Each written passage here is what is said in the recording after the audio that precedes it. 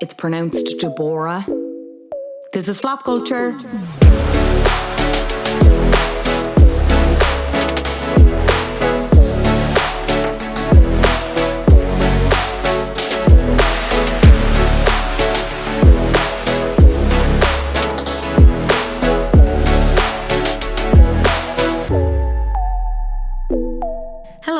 You are listening to Flop Culture, a podcast where we mainly talk about flops, but we also talk about bops, hot goss, pop culture at large, and everything in between. I'm your host, Fionnuala J. I'm glad to have you here for the first time, last time, or otherwise. If you haven't listened to last week's episode, go catch up with myself and Brian Lloyd. We're talking all things Independence Day Resurgence. What a terrible sequel. Very much floppy. You'll enjoy it if you haven't listened already. Another film flop this week, but before that, let's take the news. As I was prepping to record, the Grammy nominations were announced. I'm going to pick a few of the kind of main categories, the categories I think people will be most interested in. We obviously had a few people kind of following the trend with the Grammys of not submitting records. This year, significantly, it was Silk Sonic, who are Bruno Mars and Anderson .Paak. They did not submit their album, even though they won a load of awards for Leave the Door Open the previous year. Drake hasn't submitted anything previously because he doesn't believe in it. I know Frank Ocean didn't submit anything the year he released Blonde. We're seeing a lot of people kind of buck that trend in terms of not acknowledging the award ceremony and what it means for music and everything like that. Then on the other hand, you've artists like Beyonce, obviously a very significant year for her, making her come back in inverted commas. Does Beyonce ever really go away? With Renaissance, she is looking to win in the dance electronic categories, which I don't think she's ever won in before, but she's just looking to expand that hall, bring the gongs in. Obviously, with Break My Soul, she is back competing with Adele for Album of the Year. Adele, 30, not a great album, but anyway, I digress. That's neither here nor there. Obviously, when Adele won the last time for 25, she gave the very tearful speech being like, Beyonce is the artist of my life. So we'll see if there's a repeat of that this year. And then a year after withholding Fearless from Grammy's consideration, Taylor's version, of course, Taylor Swift chose to submit Red, Taylor's version, in the Album of the Year and Best Country Album categories.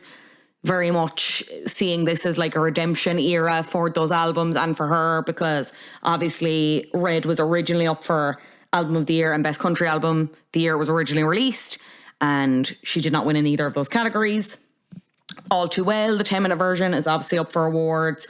Record of the Year, Song of the Year, Music Video of the Year. There's a couple of some of the other vault tracks, I Bet You Think About Me, is up for stuff. But in terms of the big contenders, one thing I was surprised about, ABBA came up in this a lot more than I anticipated. So Record of the Year, we have ABBA, Don't Shut Me Down, Adele, Easy On Me, Beyonce, Break My Soul, Brandi Carlile featuring Lucius, You and Me on the Rock, which is a great song, and I only heard it because I was listening to Ronan Collins on RT Radio 1 in the car one of the days. Really good song. I need to go back to that album. Doja Cat, Woman, Harry Styles, As It Was, Kendrick Lamar, The Heart Part 5, Lizzo, About Damn Time, Mary J. Blige, Good Morning Gorgeous, which is not an album I've listened to, but I will now because of that incredible title. Steve Lacy, Bad Habit. That's a Record of the Year. Album of the Year, then we have ABBA, Voyage, Adele, 30, Bad Bunny, Un Verano Sin Ti. There we go. Beyonce, Renaissance, Brandi Carlile, In These Silent Days, Coldplay, Music of the Spheres, which is laughable, Harry Styles, Harry's House, Kendrick Lamar, Mr. Morale and the Big Steppers, Lizzo, Special, Mary J. Blige, once again with Good Morning Gorgeous, but the deluxe version this time, not the regular. Song of the Year, we've Adele, Easy On Me, Beyonce, Break My Soul, Bonnie Raitt, Just Like That, DJ Khaled, God Did, Gayle, ABCDFU, which, if you ever have imposter syndrome, just remember that Gayle, named after Gail Platt from Coronation Street, jury's still out on that, and her saying the fucking alphabet is up for Song of the Year. Hashtag believe in yourself. Harry Styles, As It Was, Kendrick Lamar, The Heart Part 5, Lizzo, About Damn Time, Steve Lacy, Bad Habit, Taylor Swift, All Too Well, in brackets, 10-minute version, in more brackets, the short film. And then I won't carry on, just one last category. Best New Artist, we have Anita, Domi and JD Beck, Latto, Maneskin, which is very significant given the Eurovision beginnings and everything like that. Molly Tuttle, Mooney Long, Omar Apollo, Samara Joy, Toby Inouye, and Wet Leg. So we shall see. That usually happens February time-ish next year. Obviously, loads of other categories. If you want to go look up the full list, you can. I'm still enthralled at the fact that Gail was nominated for the Song of the Year. The person who came up with the alphabet song is rotating, doing flips in their grave. Anyway, we'll be looking forward to watching that closely, seeing the fashion, seeing the performances, seeing if Taylor Swift wins everything, if we're going to have a Battle of the Gals again, Adele v Beyonce, the Taylor Swift smackdown. Let's go. Elsewhere, Chris Evans is the sexiest man alive, according to People, the magazine, and society at large. Put in a drum there, Adam. He's taken over the mantle from Paul Rudd. Usually I wouldn't include this because, like, what's the story there? White man is hot. Like, stereotypically good-looking man recognised for jawline, hair and face. Cool, okay. Not really groundbreaking. In the words of Shania Twain, that do not impress me much. But what was significant is that usually this is, when someone's picked for something like this, it's usually baked into them promoting something, you know what I mean? But Chris isn't promoting anything at the minute. There's no movies, no TV shows, whatever, blah, blah, blah. He's promoting instead the want to become a husband, a dad, a traditional life, if you will. He said in this issue that, like, because they were talking about dating, whatever, within the People issue. And he's saying, talking about having this desire to settle down one day, start a family. And he said, that's absolutely something I want. Wife, kids, building a family. When you read about most of the best artists, whether it's actors, painters, writers, most of them admit it wasn't the work they made that they are most proud of. It was about the relationships, the families they created, the love they found, the love they shared. Fair enough, okay. I'm loving this rebrand as Family Guy. That's interesting. But then I suppose what was significant as well is that it kind of came with this tail end of news that he has a girlfriend. They've been together for like a year and it is serious. Her name is Alba Baptista. She's 25. She's an actress. First garnered attention for her role on Netflix's Warrior Nun, which is a fake show if I ever heard, but apparently it's not. It's ran for 2 seasons. She's also in Miss Harris Goes to Paris, which was out this year, which I have not seen. A source told People, because of course they did, they are in love and Chris has never been happier. His family and friends all adore her. And obviously with this news now, like, some fans had kind of twigged this. I think they'd been seen together on occasion. There'd been a couple of things. I think some had twigged it and have known this for ages and they're like, this isn't news to us. And then you have the others. And I suppose the circles intersect at some points in terms of, whatever. Some of them are absolutely devastated at this news, obviously, because he is the nice Chris and he is an absolute lash bag, unsurprisingly. I just wanted to include this because De Moi, for anyone that's unfamiliar, it's this Instagram page. They call themselves like curators of pop culture. It's like this anonymous person or people, whatever. They used to basically post tidbits of alleged celeb gossip. It kind of expanded to this website where people then could submit their own blind items about celebrities, like unverified celebrity gossip. I really have to stress that it's all completely unverified. That's important, right? They have a book now, they have merch, whatever, blah, blah, blah. They've gotten into hot water with celebs before because they do this series called, I think it used to just be called Spotted, where they would share where celebs were at a given time, like a restaurant or whatever. They've since changed it so that now that it's not in real time, but it's just to show like where your favourite celebs are going out and everything else, blah, blah, blah. But anyway, I know Sebastian Stan called them out. I think it was about that, if it wasn't just about kind of the unverified, like them being like, X is shagging X, whatever. Anyway, that brief explainer aside, I'm sure all of you understand what Dumas and how it works. But anyway, a Chris Evans stan, I'm assuming, sent in this submission to Dumois in the wake of this news, because you can imagine there's a subsection of fans who who've been tracking this and feel like bamboozled. You've some who are devastated because their internet boyfriend is not their boyfriend, never really was their boyfriend, but now is fully in a committed relationship. And someone sent this in and it made me chuckle quite a lot. So Adam, cue the emotional music. And actually, sorry, before Adam does that, I don't think this person's first language is English. So I'm gonna paraphrase for the sake of it making sense. Hopefully the comedy isn't lost. So the subject line is, "We are mad, but please hear us out. Hi, Dumois. I saw the Anon email and I heard your podcast about Chris Evans. And you asked on your IG stories why we are mad. All of the world knew he contradicted himself last summer with his laser focus on finding someone. Finding is in all caps. Which was published later on People magazine as Chris Evans is single.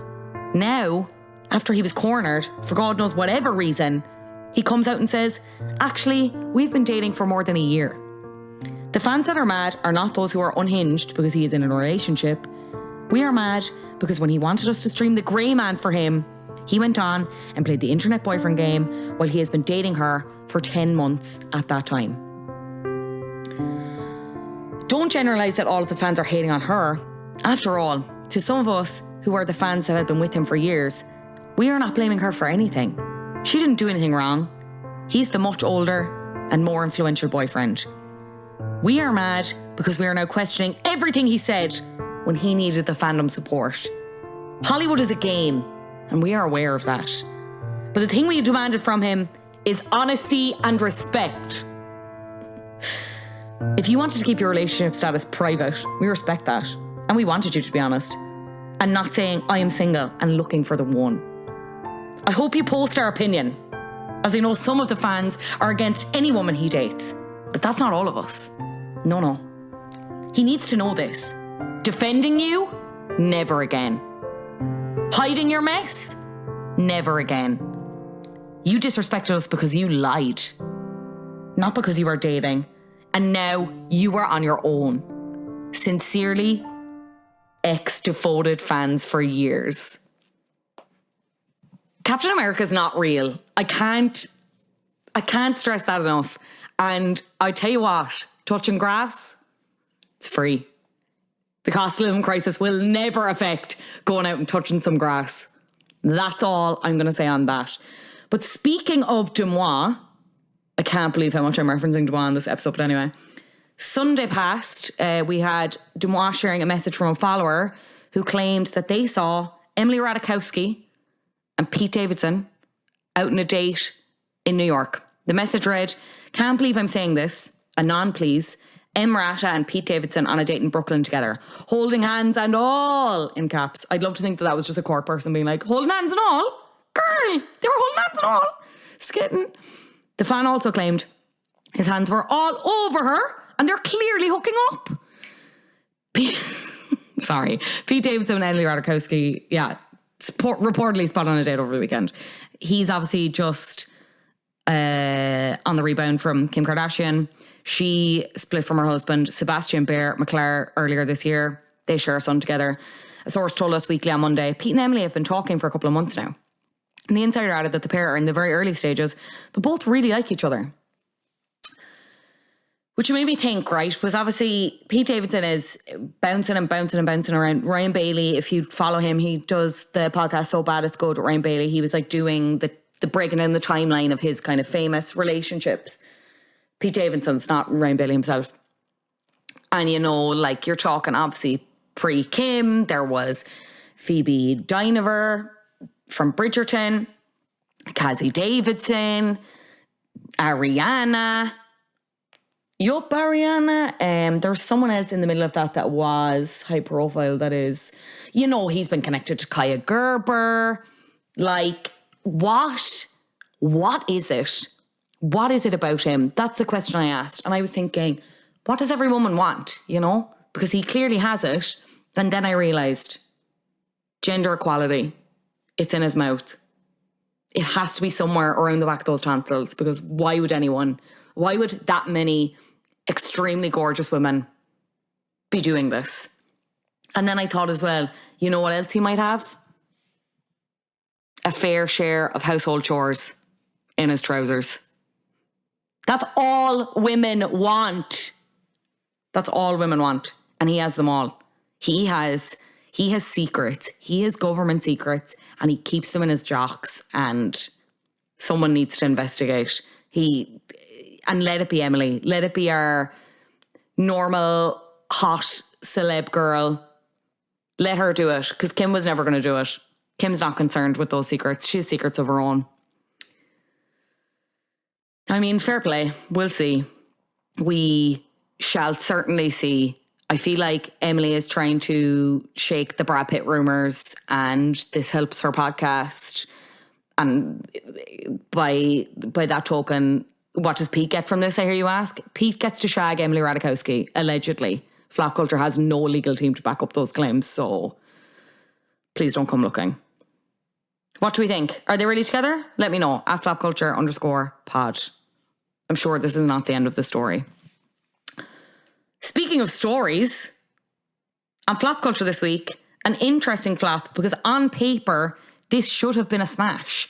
You're talking the Golden Boys of comedy, parodying the music industry at large, as well as a divisive figure in pop music, accompanied by a very credible cast, celeb cameos to beat the band. And while rave reviews followed, ticket sales were slow. So slow that the movie lost $11 million at the box office. Ouch. However, since its 2016 release, it's developed a bit of a cult following that includes my guest and now me, because I loved it. Spoiler alert. Rolling Stone staff writer Brittany Spanos joins me to talk Popstar, Never Stop, Never Stopping.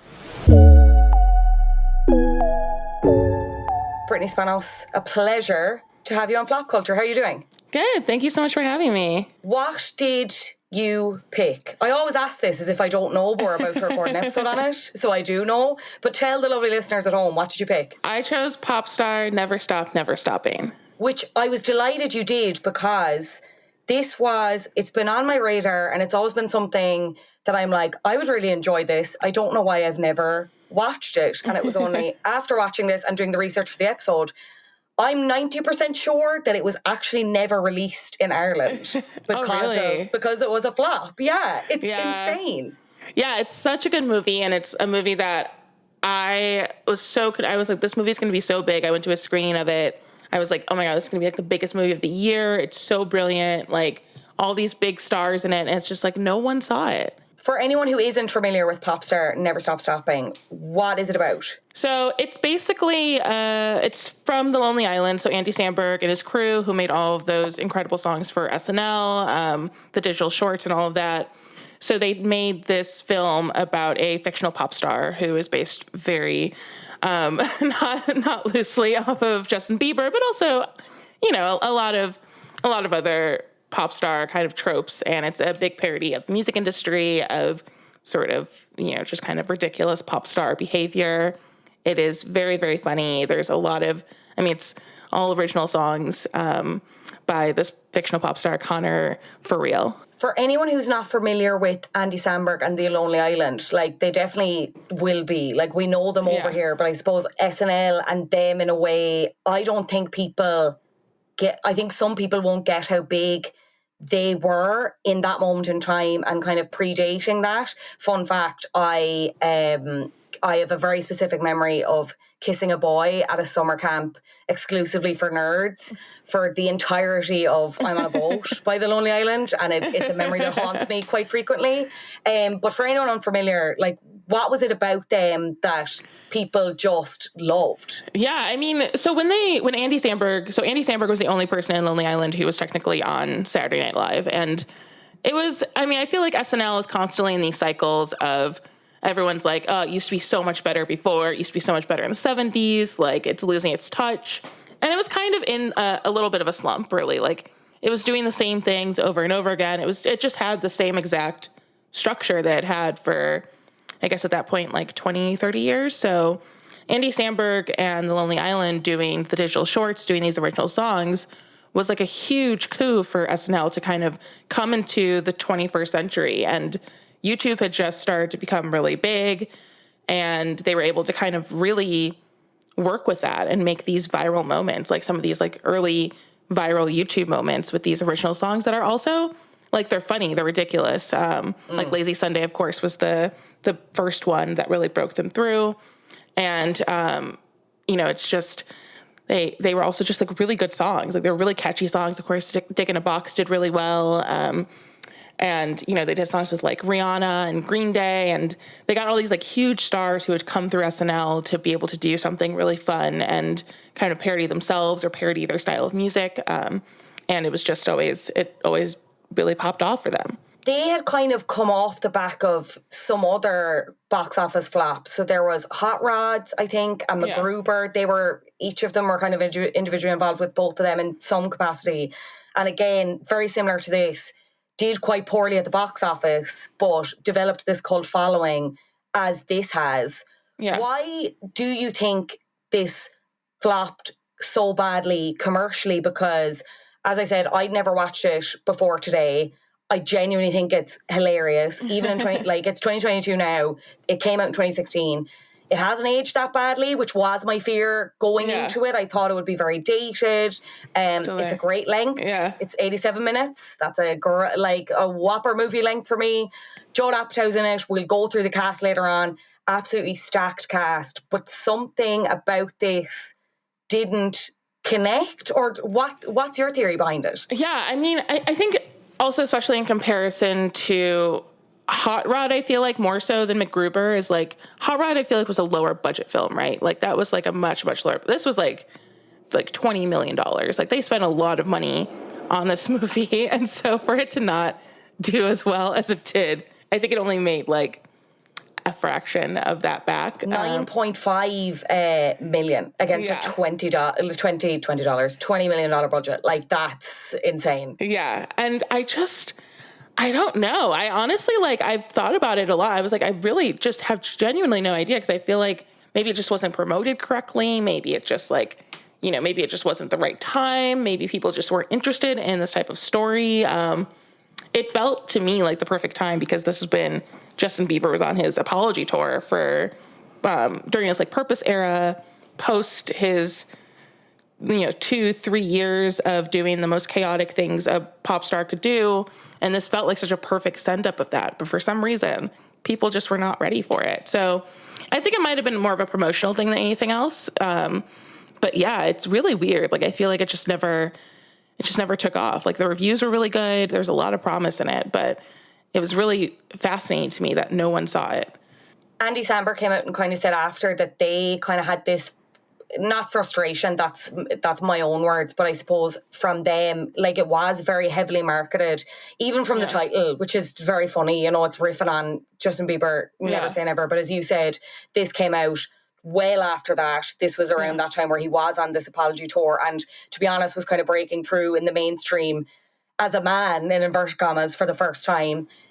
So I feel like it was that association for them. They just felt when they were making this movie, this mockumentary, they always had that it's it's very Spinal Tap, but it wasn't necessarily, because even for myself going into it, I was like, oh, this is very Justin Bieber-esque. It's going to follow it's going to riff on that story of the young fella coming up, doing covers on YouTube, everything like that. But the whole basis is around that he's the breakout star of a band, and inevitably the band get back together.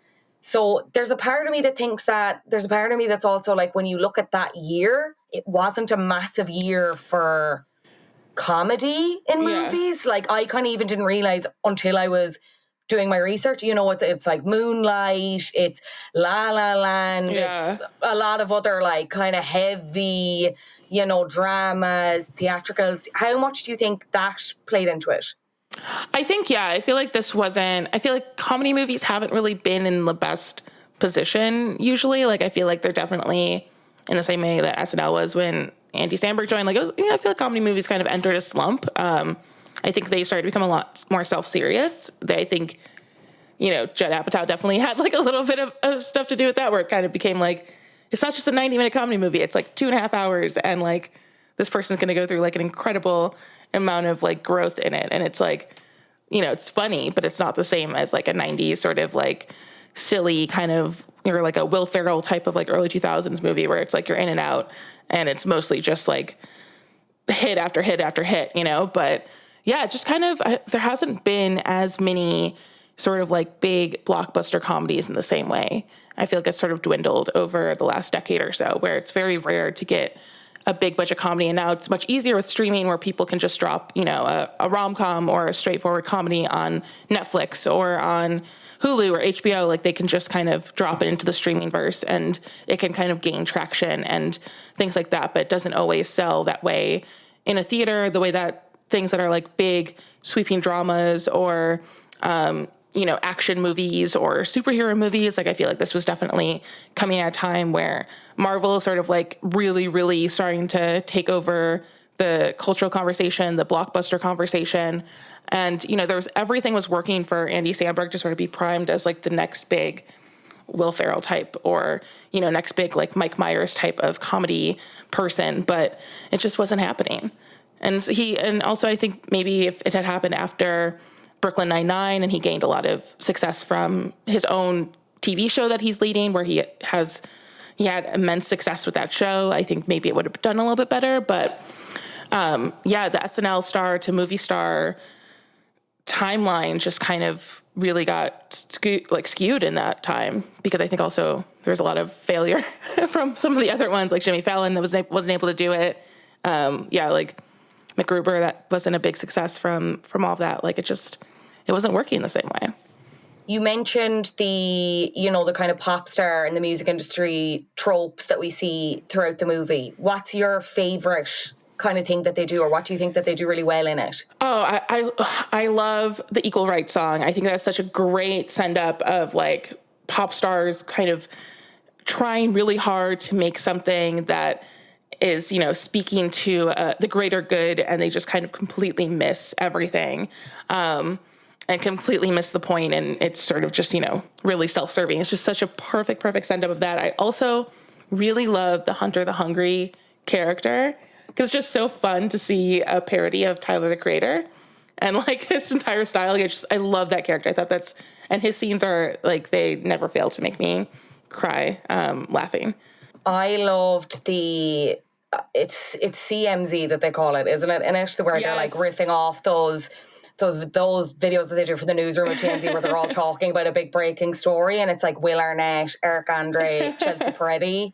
Eric Andre just fucking kills me. Like at one point him and Chelsea just start like talking absolute gibberish and like screaming laughing about the most fucking inane shit. It's so good, honestly. Oh, so good. Yeah, it's really, really funny. I mean, I find the songs like really, really listenable too from the album. I mean, Lonely Island, they're just like Finest really... Girl is so good. It's so good. I rewatched the video today because I just hadn't watched it in forever, and it's just so funny. Like that's like the most insane song, and it's just, they do it so well, and it's such a catchy song too. The catchphrase song also with, Turn Up the Beef with Emma Stone. I mean, it's just really, I mean, all of the guests are incredible. Yeah, I mentioned it, like the cameos. It's like everyone. They do like, you know, the talking heads where it's like Akon, A$AP Rocky, who looks so young in this, DJ Khaled, 50 Cent, Questlove. I laughed a lot when he came up. Seal is in a very funny scene around Potential Wedding, which is just incredible. Martin Sheen. It's just, if you can think of someone, they're probably in this. Also, Mariah Carey, iconic cameo, being her usual, me, myself. It's very, very good. Yeah. In your opinion, should there be a sequel? And if so, what would you like to see the Style Boys and Conor for real up to now? I mean, I think there can and there should be, because I think they did this so well. And I think the film, it's gained a cult following. Like sometimes there are screenings here at the Alamo Drafthouse. Like they've had screenings for people to sing along to them. Like it's not the level of, you know, like a Rocky Horror Picture Show or like The Room where people are like going to screens all the time. Like it's not like a huge like that sort of cult online fandom following. But I think it's interesting to see more people kind of be like, oh yes, that movie, I've never seen it. Like every time I introduce it to a new friend, they're always just like, I cannot believe it's taken me so many years to get to this. So I feel like it's gained traction, and I think it's, again, like you said, like it's aged well. Like there's still a lot of stuff that's still really funny and still really makes sense and feels really timely. So I can see them doing it. I would love, if they did like another sort of send up of another kind of pop star, that could be really funny. Or, I think like doing another sort of like pop star trope would be really great. Like, Connor can go country in the next one or something. Like it's something like really, really insane. And they would have a lot of fun with it. And I think that it would be a really good time. But I feel like this movie is just like, it's so good. And I think they could easily do it again. Like The Lonely Island are just such talented songwriters, and I don't think they get enough credit for how well they're able to parody styles of music and parody like certain like lyrical structures and certain just all kinds of musical tropes. Like they're just really, really good at doing that. The only moment where I was like transported back to 2016 was someone in one of the talking heads.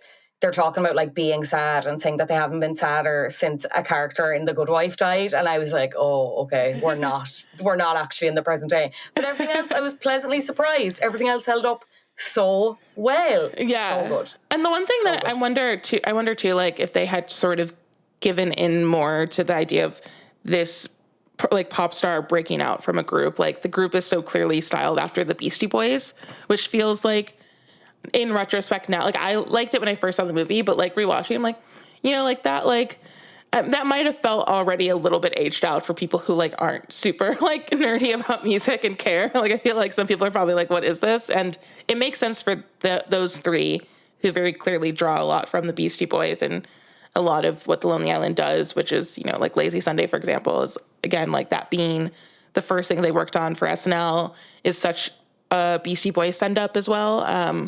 So I guess that makes sense for them, but I feel like they could have done something a little bit more like boy bandy. Might have also probably like been more fun, especially because you have like Justin Timberlake in there and also being such a good friend and collaborator of Andy Samberg's. Like, I feel like that could have been also really funny.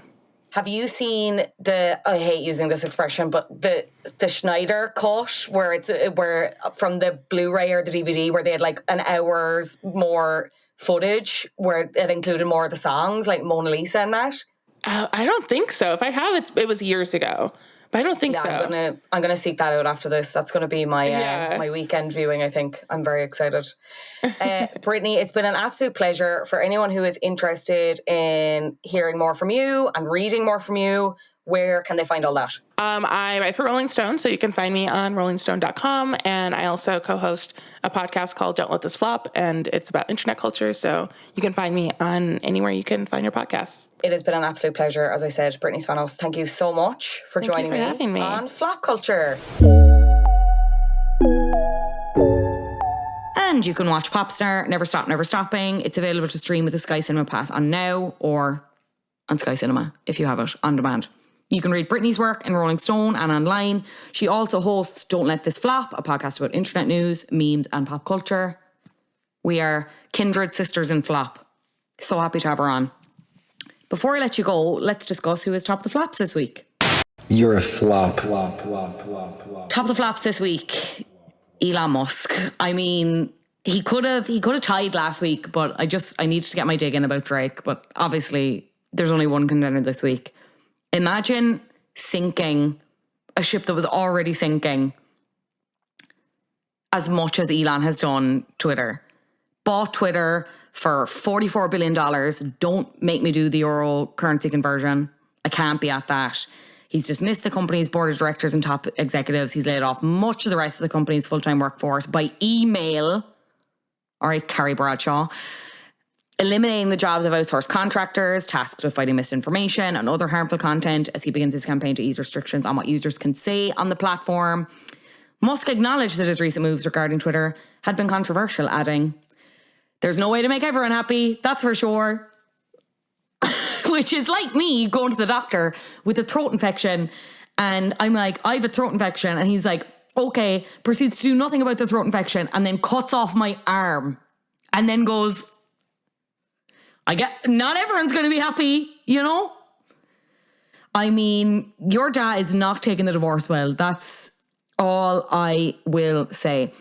The one good thing that has come out of this is, he's rolled back on, basically, he's rolled out this like paid verification service thing, which means that people have been basically able to pay for blue ticks. So they've been impersonating companies, mainly companies, celebrities, whatever, yada, yada, yada. This all happened last week, and we had one person who ended up pretending that they were, I think it was Eli Lilly, who make insulin.